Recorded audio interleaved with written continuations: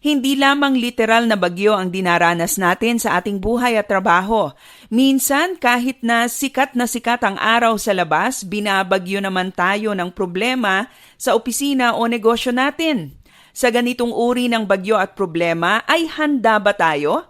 Magandang araw, ako si Maloy Malibiran sa Lumbides para sa Pro Tips, partner mo sa inspiradong trabaho at negosyong umaasenso. Ano nga ba ang magandang tugon kapag may bagyo o problemang dumarating sa trabaho natin? Una, be prepared for it. Magandang preparasyon sa pagharap sa problema ay ang pagtanggap na bahagi ito ng buhay. Kahit gaano ka pang kahusay magplano, kahit gaano ka pa kagaling sa iyong trabaho, dahil hindi mo nga kontrolado ang lahat ng bagay, expect that problems and some glitches might arise. It is always good to be prepared with a plan B.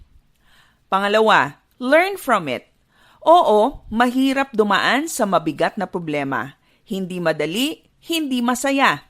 Pero bawat problema ay may dalang oportunidad para tayo ay matuto at maging mas matatag. Learn as much as you can from the challenges that you are going through. Ang sabi ng manunulat na si Vivian Green, life isn't about waiting for the storm to pass. It's about learning to dance in the rain.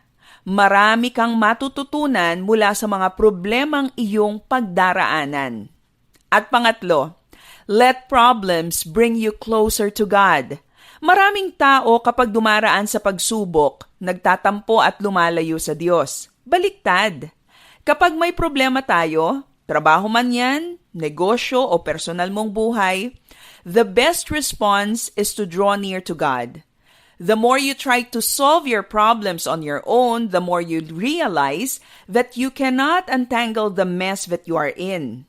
Tandaan mo, God is so powerful, He can command winds, waves, and storms to be still. Kaya din, siya ang lapitan natin upang payapain ang problema at bagyo sa buhay natin. When life storms come your way, be prepared for it, learn from it, and draw near to God. Para sa Pro Tips, ako si Maloy Malibiran sa Lumbides. Be a blessing in the workplace today.